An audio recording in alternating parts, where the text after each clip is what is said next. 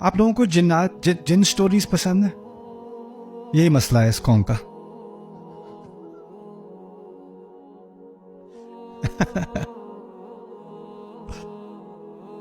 جنات کے بارے میں قرآن نے بات کی ہے.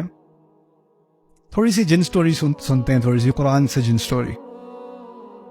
اللہ تعالیٰ نے جب قرآن کے نازل کرنے کا فیصلہ کیا، 7ویں آسمان سے اوپر قرآن نازل ہونا شروع ہوا، اس کے بارے میں تھوڑا تدبر کرتے ہیں. اس کے بارے میں یہ جو کائنات ہے نا، پہلا سما ہے. یہ جو ستارے ہمیں نظر آ رہے ہیں نا، یہاں تک ہمیں پتہ چلا ہے کہ اس کائنات کی فزیکل یونیورس کی جو عمر ہے فی الحال تقریباً 13.9 بلین لائٹ ایئرس.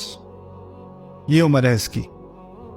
یعنی آپ جب آسمان میں ستارے دیکھتے ہو تو وہ جو روشنی آپ دیکھ رہے ہو نا ستارے کی، اس کو 13.9 بلین سال لگے ہیں آپ کی آنکھ تک پہنچنے میں. 14 بلین سال اس کو لگے ہیں.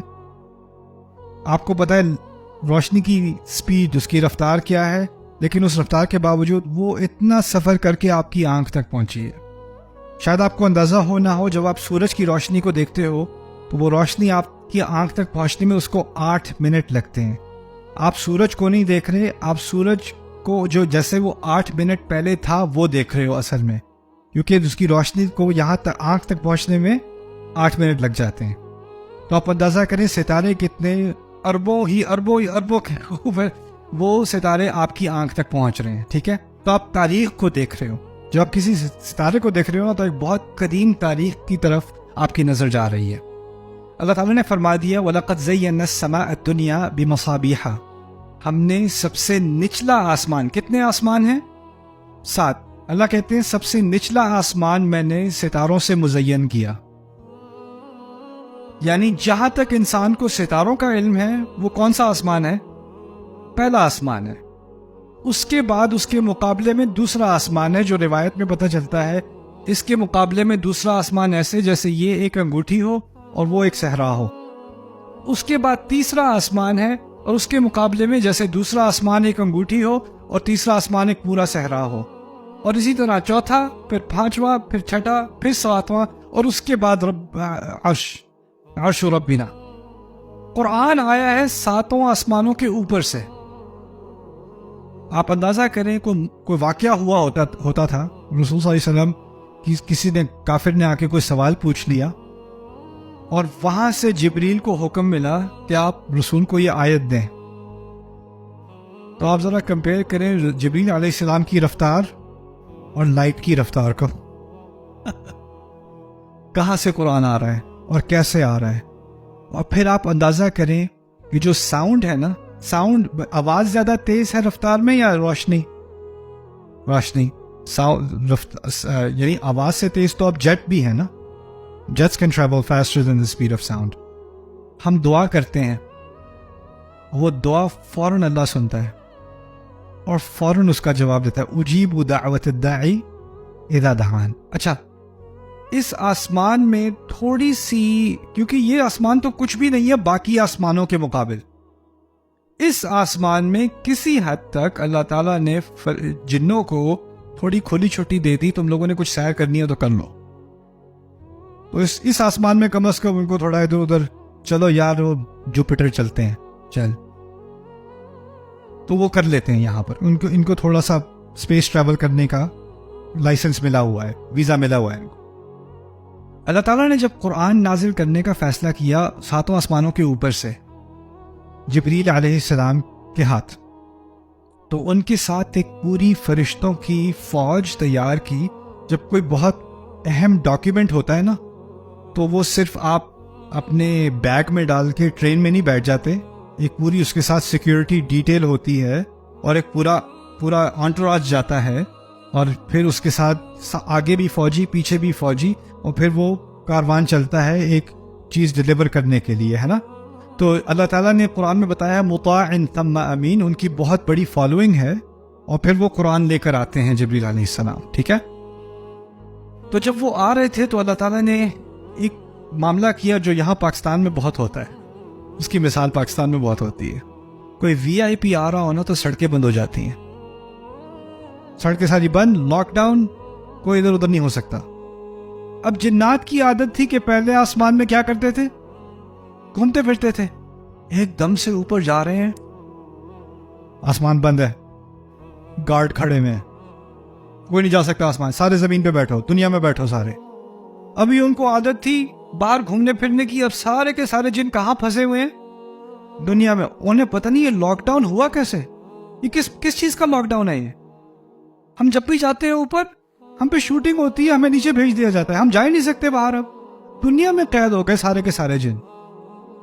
اب وہ جب قید ہوئے، کیوں قید ہوئے؟ کیونکہ کیا آ رہا ہے آسمان سے؟ قرآن نازل ہو رہا ہے۔ قرآن کے نازل ہونے کے لیے تمام آسمان کو لاک ڈاؤن کر دیا، اور جنات زمین میں قید ہو گئے کچھ عرصے کے لیے۔ اب وہ جب قید ہوئے تو ان کو تھوڑی بتایا تھا قرآن نازل ہو رہا ہے اس لیے تمہیں لاک ڈاؤن کیا جا رہا ہے۔ ان کو نہیں پتا کہ کیوں ہوا یہ لاک ڈاؤن، کیوں بند کیا گیا ہے۔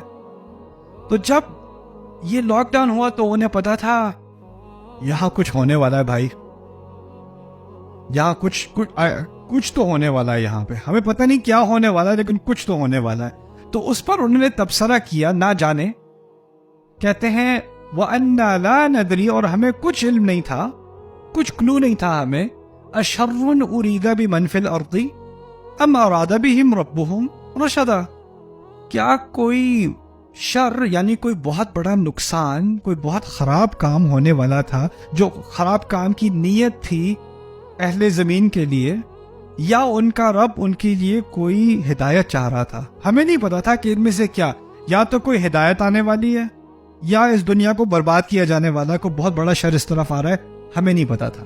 یہ تعبیر ہے أَشَرٌ أُرِيدَ بِمَنْ فِي الْأَرْضِ أَمْ أَرَادَ بِهِمْ رَبُّهُمْ رَشَدًا۔ اب غور سے سنو اور آپ مجھے بتانا، اگر میں کہوں خرابی کا ارادہ کیا گیا، خرابی کا ارادہ کیا گیا، اور پھر میں کہوں اللہ نے اچھائی کا ارادہ کیا، پہلی تعبیر کیا کہی تھی میں نے؟ خرابی کا ارادہ کیا گیا۔ جو پہلی تعبیر ہے اس میں نے اللہ کا ذکر کیا نہیں، کس کا ارادہ ہے اس کا ذکر کیا نہیں۔ دوسری میں جب میں نے کہا اللہ نے اچھائی کا ارادہ کیا، اللہ کا ذکر کیا۔ جنات کو اس وقت سے بھی اللہ تعالیٰ کے بارے میں بات کرنے کی تمیز ہے، برائی کے لفظ کے ساتھ اللہ تعالیٰ کو منسوب نہیں کریں گے، کہیں گے کیا کوئی برائی تھی جس کا ارادہ کیا گیا تھا زمین والوں کے لیے؟ اللہ تعالیٰ کا لفظ استعمال نہیں کیا۔ اچھائی کی، ہدایت کی بات آئی، کیا کہتے ہیں؟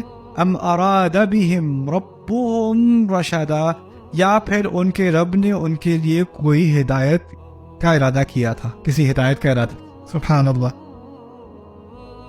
ہر چیز اللہ تعالیٰ کی طرف سے ہے، لیکن اللہ تعالیٰ کے معاملے میں ادب اور تمیز کا ایک تقاضا ہے۔ قرآن صرف معلومات نہیں دیتا، اللہ تعالیٰ کے بارے میں بات کرنے کی تمیز بھی سکھاتا ہے۔